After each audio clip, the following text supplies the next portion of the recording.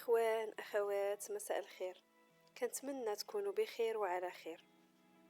بغيت نسولكم، واش نتوما من النوع اللي ظريف، اللي طيب وخدوم؟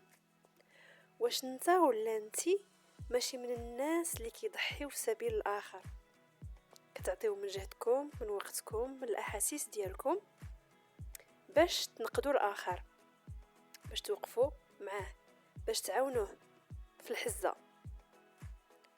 واش نتوما من النوع اللي كتحترموا الآخر، كتكبروا به؟ واش نتا من النوع اللي كتموت على صاحبك وتموت عليه وتوقف معاه وتكبر به، تدافع عليه في الحضور ديالو في الغياب ديالو؟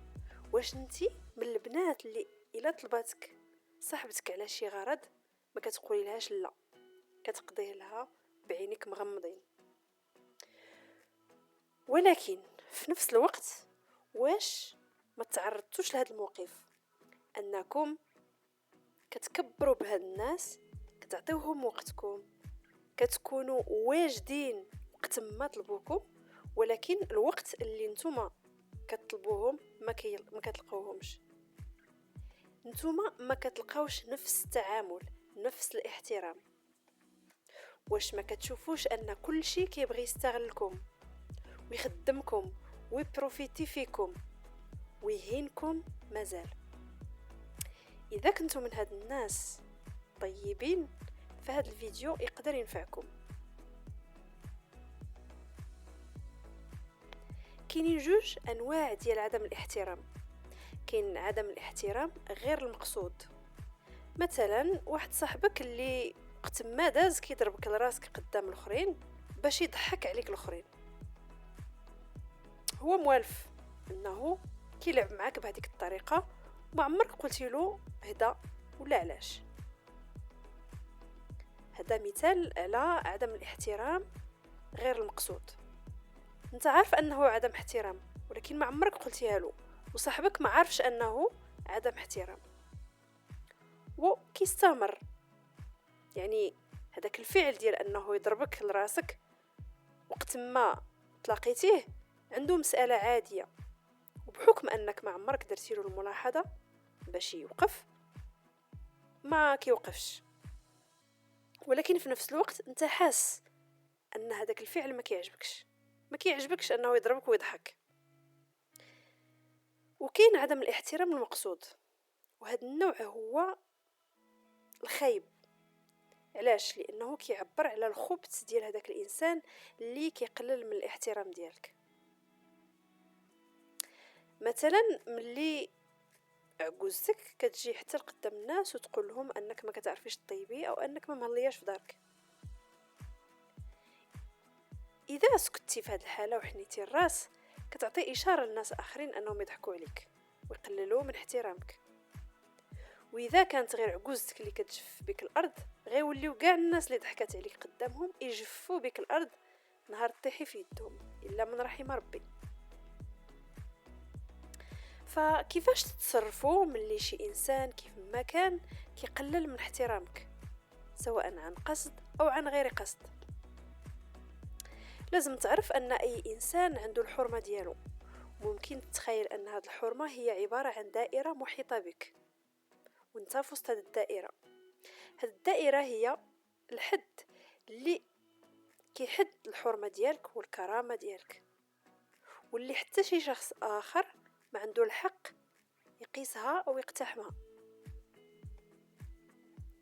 اش كيوقع ملي كنتعاملوا مع الناس كيحاولوا يقيسوا هذا الحد، ومنهم اللي غادي يحاول يقتحموا باش يدخل يهرس هذيك الدائره، داك الحد ديال ديك الدائره ويدخل، وهو كيحاول وفي نفس الوقت كيشوف كيفاش انت غادي تتصرف معاه.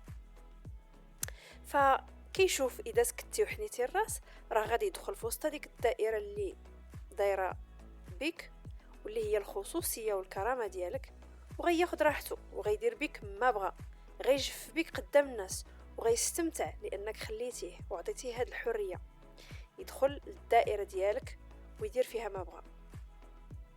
وفي حاله تقرب او حاول يقتحم وقفتيه عند حدو ديك الساعه، وهنا خصك تكون قادر تضرب على راسك، تدافع على الحرمه ديالك وعلى الكرامه ديالك،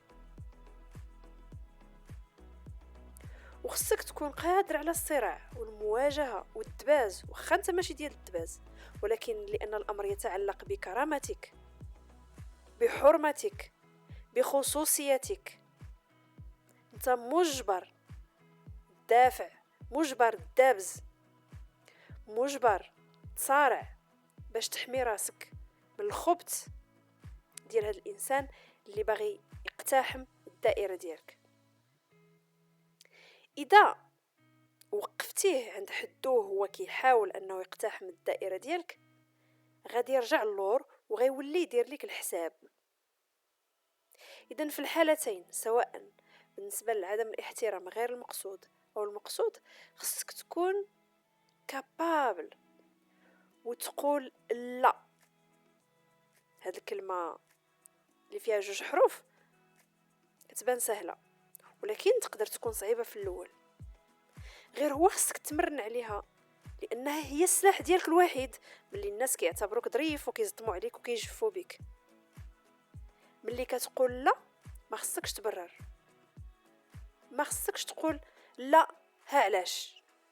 واذا جا السؤال من عند الاخر وطلب منك انك تبرر، قل لان هاد الشيء ما بغيتوش، لانه ما مسلكنيش، لانني ما بغيتش، وماشي مجبر نبرر شي حاجه لشي واحد. كاين شيء مهم خصو يرافق هاد الكلمه ديال لا. دونك كتقول لا، هذه كلمه، ولكن كاينه اشياء مصاحبه لهاد الكلمه هذه، وهي اولا حركه ديال العينين ديالك. ملي كتقول لا خصك تشوف في العينين ديال هذاك الشخص اللي كيطلب منك او اللي كيتعامل معاك بقله الاحترام. كتقول لا، وقف، ما كنقبلش هذا الشيء وما كنضحكش. وهنا النقطه الثانيه اللي كترافق الكلمه ديال لا، وهي الابتسامه. ممنوع تبتسم وانت كتقول لا، غير خصك تقول لا وانت كتشوف في العينين ديال الشخص اللي بغيتي توضعو عند حدو، وفي نفس الوقت ما كتبسمش، كتقول لا وانت جاد. ممنوع تبتسم، ممنوع الضحك وانت كتدافع على الكرامه ديالك وعلى الحرمه ديالك. قول لا للاهانه، ما تقبلهاش، لان اذا قبلتي الاهانه فانت كتستاهلها، واذا قبلتي الاهانه فانت كتستاهليها. هذه النقطه الاولى. النقطه الثانيه، لازم باش تفرض الاحترام ديالك تشغل راسك بشي شغل، بشي خدمه، بشي نشاط، ان اكتيفيتي.